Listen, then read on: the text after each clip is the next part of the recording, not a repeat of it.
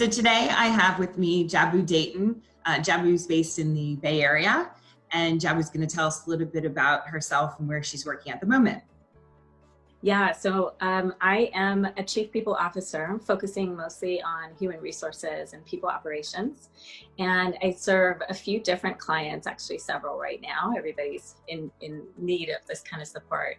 One of the most exciting ones is Energy Impact Partners. And I have a few others actually all over the country right now: Kansas City, Columbus, Ohio, and New York City. So I'm a little bit everywhere. And I want to talk first about the BLM movement and all the things that have been happening in the US and around the world. Do you think that the recent events and the growing strength of the Black Lives Matter movement will result in greater D&I in the workplace? And what do you think that the energy industry can take away from this and represent our diverse nation more? Yeah, I definitely think that we are going to see incredibly positive results from this movement, which is so deeply tied to this country's history. And any movement around civil rights and human rights has been fought for in a way that was disruptive to the existing society and marketplace. So this is no different. And I know that can be very unsettling for people, but these changes are long overdue in my mind. I think the energy space will be the same as the tech spaces that I support, in the sense that some of these changes may be new to them, quite frankly. But you know, it's by getting uncomfortable and reaching outside of our network that we're going to be able to leverage some of these changes and bring them inside. And by that, I mean actually hiring people that are different from you and different from the folks that you know in your community.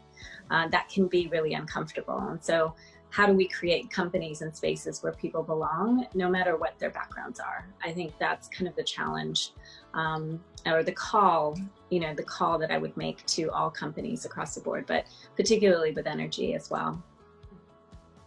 And we have to talk about COVID. Let's, I mean, there's some research that shows that remote work can actually improve diversity. Yep. And for example, companies located in primarily white areas can now recruit candidates from all over. Yeah. So have you seen this take place because of COVID, or do you think we'll see more diverse hires in the future as a result? Yeah, this is something that I've been talking about really for the last 10 years with my CEOs, that if they really wanted to optimize and scale in a way that was cost efficient and made more sense for people's mental health and wellness, that going remote would be a way to do that. It's an obvious benefit that you can also then open up opportunities to people from all kinds of backgrounds. So I've supported lots of companies. I was CPO at a company called Abstract that was 70% diversity inclusion per Silicon Valley metrics. So that was something that we achieved in a really short period of time, and we definitely used the remote platform to attract and retain employees. My experience at Airbnb as the first head of HR was a similar experience. We were hiring domestically and remotely. For example, I was taking the customer service team from 16 to 150. I needed to do that internationally and in the US. And so that opened the doors for me to really reach out to people that I might not have been able to access before. Yeah. And give them opportunities that they might not have been able to have. So it's just kind of like the most sensible way to grow your company now. And I think founders and CEOs really need to pursue it. Tell us what a Chief People Officer is and what some people might not know about the work that's involved in the role. I typically am not very good at following rules and sometimes don't take direction well. So I have created a role for myself and for my CEOs and founders that includes things that are kind of as banal as payroll and benefits and recruiting, with the strategic sort of visionary aspects that you would hope to see with a C-level candidate. I wanted to sit at the table and be a part of those conversations, and so I negotiated my way into the room. getting kind of stuck at a VP level that wasn't offering me the types of experiences I thought I deserved. I also am about 50 years old, I am 50 years old.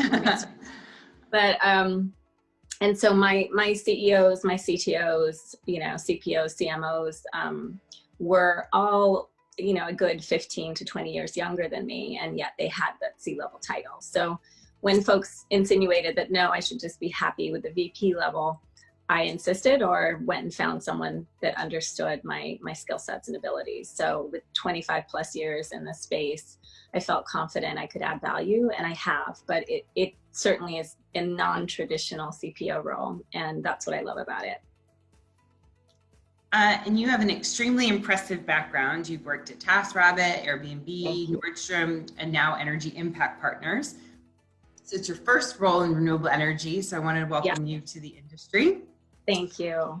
And I want to ask you, coming from outside the industry, how can an organization like EIP benefit from your experience? I think any industry really is well served by having folks within it that are completely from outside of that framework. We get into habits of thought and we stop getting curious. When we stop thinking, what if? And I think what I've learned in tech, and certainly before that at Nordstrom, was that when you have something that you need to get done, there may not always be a straight path to do it. And you may have to think outside of what's normally done. And that kind of experience actually gives me the greatest joy, and it offers companies greater resiliency, greater ability to speak to their demographic, their clientele, greater ability to manufacture a product that is actually in demand by a greater part of their community. There's just endless reasons that this makes sense, but primarily it's about being resilient. And so when something like COVID happens, or you move your workforce to a remote setting, having people that know how to operate without a lot of frameworks and without a lot of guidance is really key. And you can typically find that in a diverse and inclusive population of employees. Well, I'll leave it there. I really appreciate your time. Thank you so much for joining me on sunny Thursday afternoon. Yes, I appreciate your time.